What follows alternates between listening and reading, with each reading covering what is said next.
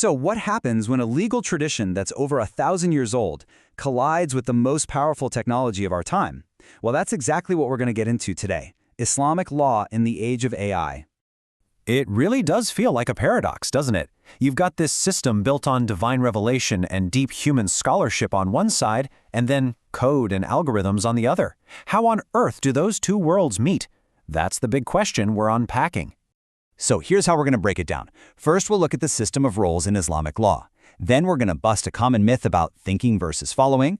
After that, we'll see where AI can actually be an assistant and, just as important, what it can't do. And finally, we'll explore what all this means for believers today.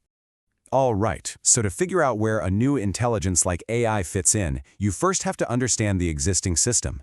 And Islamic law isn't some kind of free-for-all. It's a really detailed framework where different people have different roles, all based on their level of knowledge. You can almost think of it like a pyramid of expertise. At the very top, you've got the mujtahid. This is the master scholar, someone who can work directly with your original sources to derive rulings. It's an incredibly specialized role. A step below that, you have the muqallid. This is the follower, who puts their trust in a proven methodology. And then you have the layperson, whose job is pretty simple. Find a reliable authority to ask. Now, that role of the follower, it's called taqlid. And let's be honest, it gets a really bad rap. People think it means blind following. But it's not that at all. It's just delegated expertise. Look, you wouldn't do surgery on yourself, right? You trust a surgeon. You probably don't do your own complex accounting. You trust an accountant. Taqlid is the exact same logic, just applied to Islamic law. And all of this boils down to one beautiful core principle: fairness. Your responsibility is directly tied to your capacity. The system isn't designed to ask more of you than you're able to give. This brings us straight to a huge modern-day misunderstanding. This idea that you're either thinking for yourself or you're blindly following. The Islamic tradition says, nope, that's a false choice. So let's clear this up. The common mistake is to think that ijtihad, that top-level scholarship, is just thinking for yourself. The reality? It's highly disciplined reasoning that has to follow really strict rules.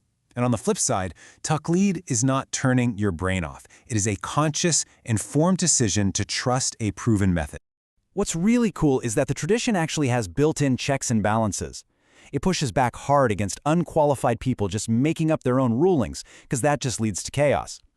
But it also warns against rigid, mindless imitation, which leads to stagnation. The goal is always that healthy, balanced middle ground. Okay, so we have our human-based system of roles and responsibilities all mapped out. Now, let's throw a massive wrench in the works. Artificial intelligence. Where in the world does a machine that can think fit into all of this?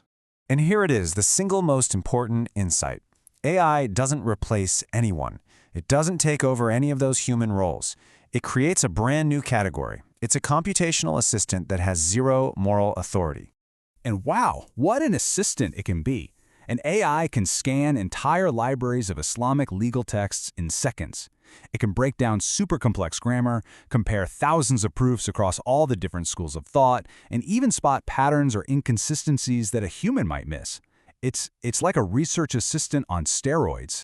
But, and this is a huge but, we have to be crystal clear about what AI cannot do. Because for all its incredible power, there are some things that are and must remain exclusively human. A machine can't have niyyah, or sincere intention, and intention is everything in Islam. An AI can't have taqwa, that sense of moral conscience and fear of God that keeps a scholar humble. And maybe most important of all, an AI can never be held accountable before God for its judgments. That is a weight, a responsibility that only a human being can carry. This really just says it all, doesn't it? An AI can be an amazing tool for the scholar, for the mujtahid. It can make their work, their ijtihad, faster and better, but it can never, ever be the mujtahid. That final call, that ethical burden, always stays with the human. So, that's the high-level theory. But what does all this tech actually mean for the rest of us, for the average person? Well, it's actually changing what it means to be a responsible believer. We're seeing this massive shift away from just passively accepting things or following a particular personality.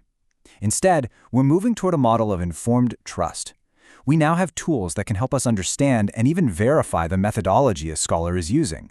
We can ask smarter questions. And let's be really clear about this. This isn't about rebelling against scholars or throwing out tradition. Not at all. It's about engaging with that tradition on a much deeper, more informed level. It's the birth of responsible, tech-powered literacy. When you get this right, you end up with a beautiful new balance. You can have true scholarly authority, but without it becoming tyranny. You get widespread access to knowledge, but without it turning into anarchy. And you get to use powerful artificial intelligence, but without human arrogance. And this leaves us with one last massive question. And honestly, this isn't just about Islamic law. This is for every single one of us. There's no doubt our tools are getting smarter at an incredible speed. The real challenge, the one that truly matters, is figuring out how we use them to become wiser.